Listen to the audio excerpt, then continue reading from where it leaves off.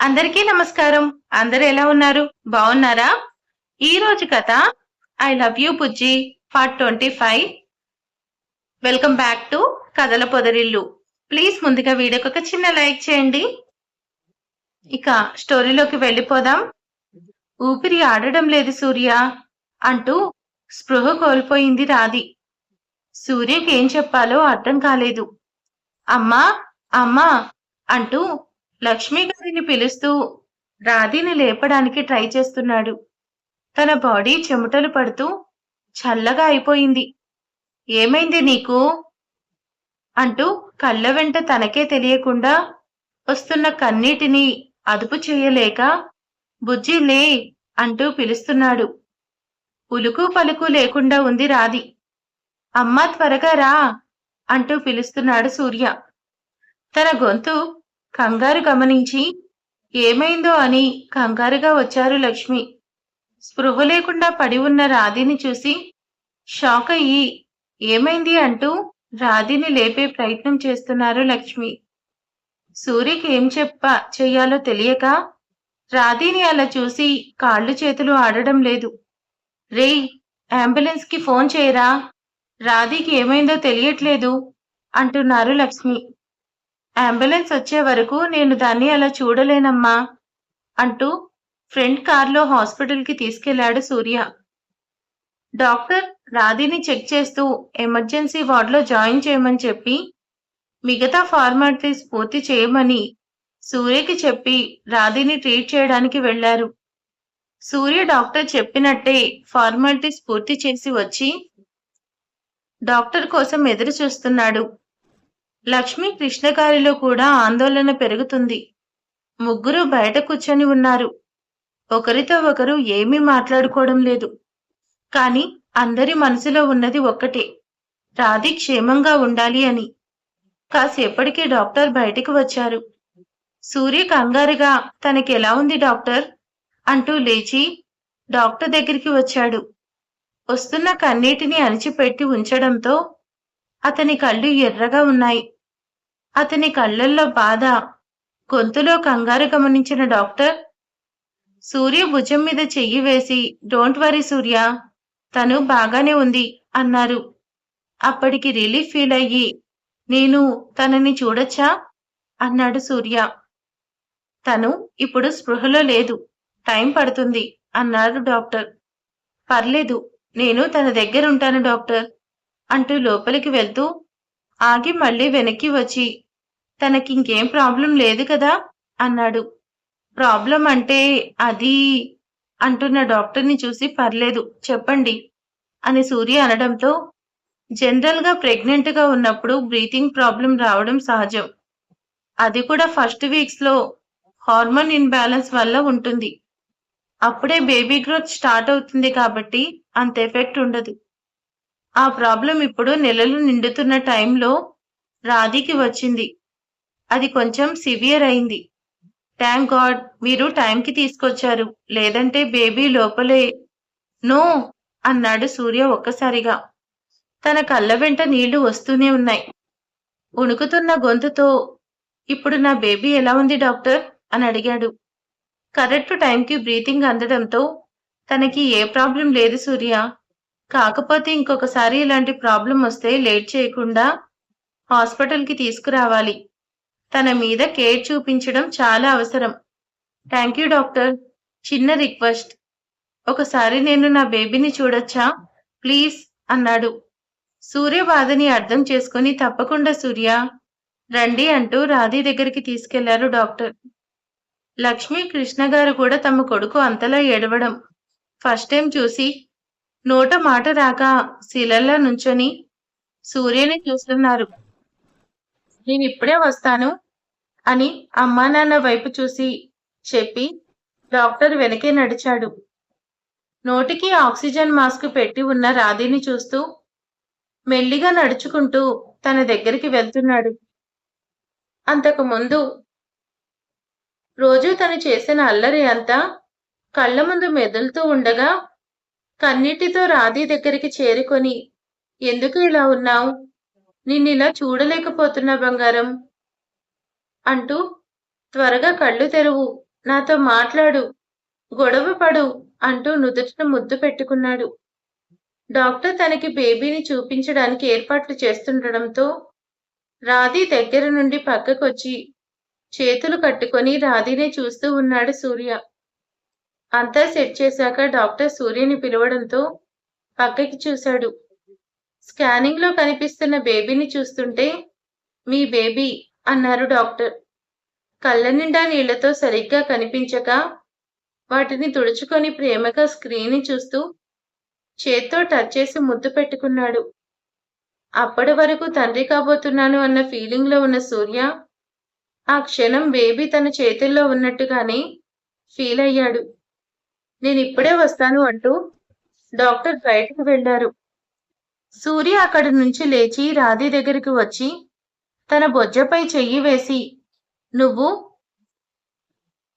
ఆద్యవో ఆర్యవో తెలియదు, కానీ నాకు మా అమ్మకి నువ్వంటే చాలా ఇష్టం.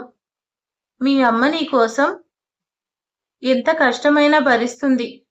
నువ్వు తనని అస్సలు ఇబ్బంది పెట్టకు నాన్నా, ఎందుకంటే మీ అమ్మకి ఏమైనా అయితే మీ నాన్న తట్టుకోలేడు అంటూ రాధి బొజ్జపై ముద్దు పెట్టి రాధి చెయ్యి పట్టుకొని రాధిని చూస్తూ ఉన్నాడు. బయటకొచ్చిన డాక్టర్ని చూసి రాధికి ఎలా ఉంది? ఏమీ లేదు కదా అని అడిగారు లక్ష్మి. ప్రస్తుతానికి ఏ ప్రాబ్లం లేదు, కానీ ఇప్పుడు వచ్చిన ప్రాబ్లమే తర్వాత కూడా రావచ్చు, కాబట్టి తనని కొంచెం జాగ్రత్తగా దగ్గరుండి చూసుకోవాలి. ఎలాంటి స్ట్రెస్ ఇవ్వకూడదు అని చెప్పారు డాక్టర్. అలాగే డాక్టర్, ఇక నుంచి తనని జాగ్రత్తగా చూసుకుంటామని చెప్పి ఒకసారి రాధిని చూస్తామని అనడంతో సూర్య బయటకు వచ్చాక వెళ్ళండి అని చెప్పి డాక్టర్ వెళ్ళిపోయారు. లోపల రాధినే చూస్తూ ఉన్న సూర్య, ఇంకెంతసేపు ఇలా పడుకుంటావే? నిన్నిలా చూడ్డానికైనా నేనుంది, ఇక ఏడిపించింది చాలులే అని రాధిని లేపడానికి ట్రై చేస్తున్నాడు. బుజ్జి, నీకే చెప్తున్నా, వినిపించట్లేదా? లే, మీ ఇంటికి వెళ్తాను అన్నావు కదా. అత్తయ్య మావయ్యని రమ్మని చెప్పాను, వస్తున్నారు. నువ్విప్పుడు లేస్తేనే పంపిస్తాను, లేదంటే నువ్వు డెలివరీకి కూడా ఇక్కడే ఉంటావు. నేను జాబ్కి వెళ్ళిపోతాను, నీ ఇష్టం. అయినా రాధికి స్పృహ రాలేదు. నా మాటలన్నీ నువ్వు వింటున్నావని నాకు తెలుసు. లేమ్మా బుజ్జి, నిన్నిలా సూర్య చూడలేడు, ఆ విషయం నీకు కూడా తెలుసు కదా అంటున్న సూర్య భుజం మీద లక్ష్మి గారు చెయ్యి వేశారు. నువ్వు ఇప్పుడు ఎంత లేపినా రాధి రేపు ఉదయానికి కళ్ళు తెరుస్తుంది. డాక్టర్ ఇంజెక్షన్ చేశారంట, మత్తుగా ఉంటుంది. తనని పడుకోనివ్వరా?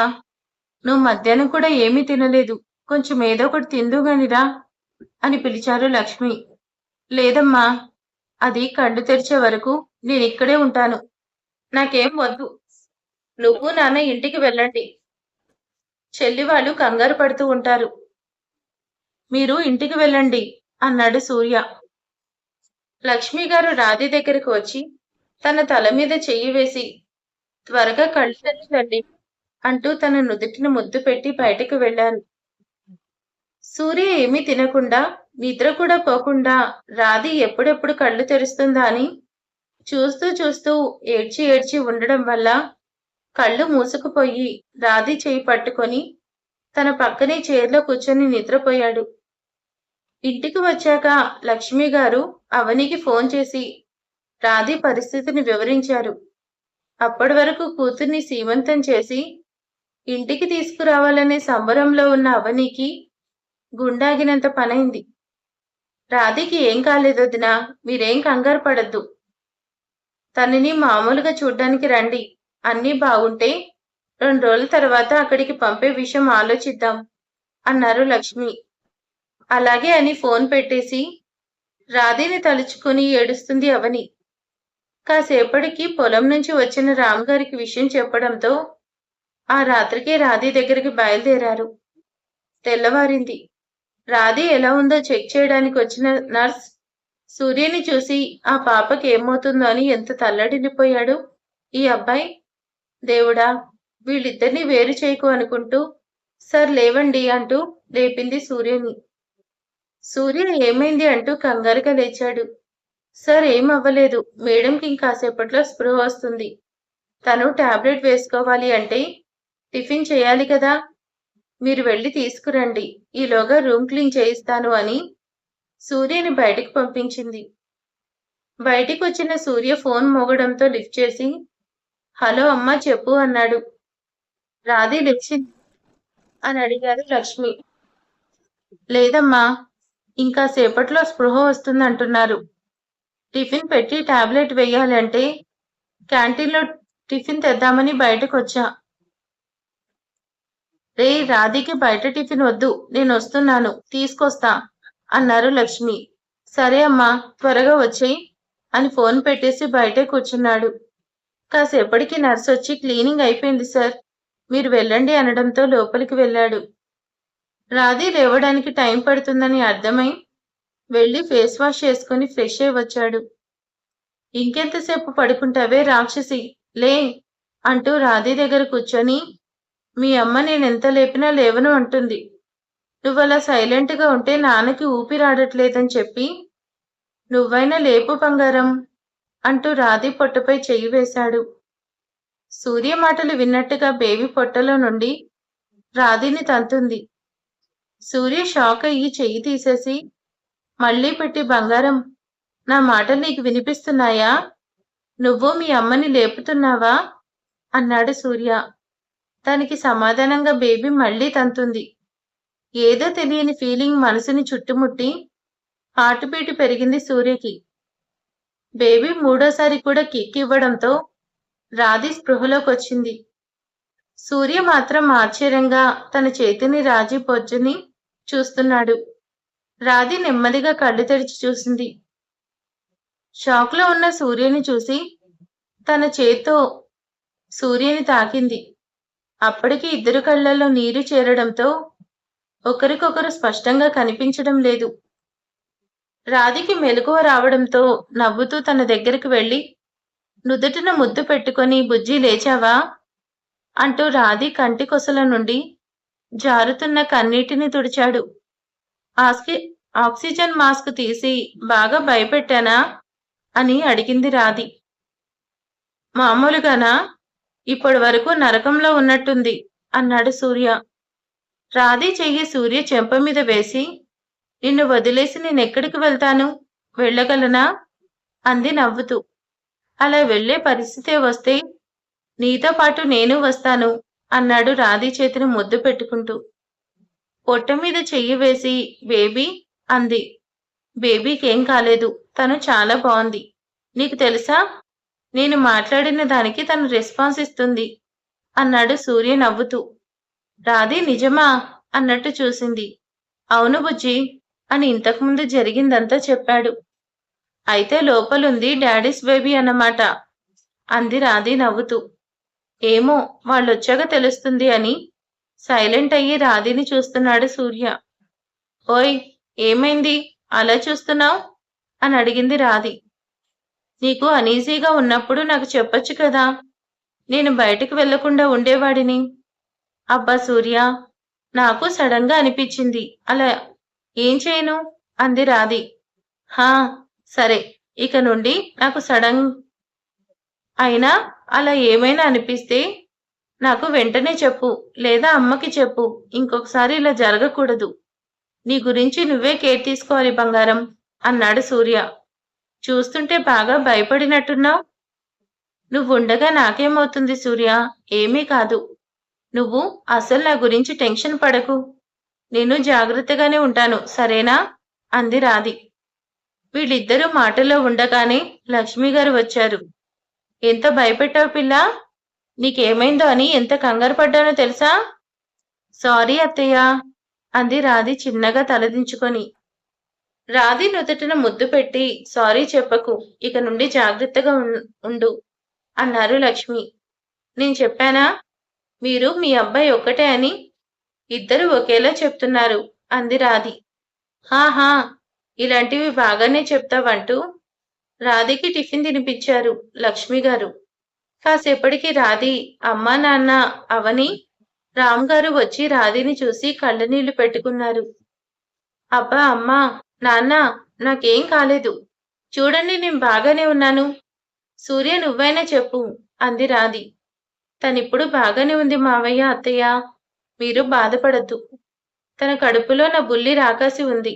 తను బయటకొచ్చాక ఉంటుంది ఈ మేడం గారికి.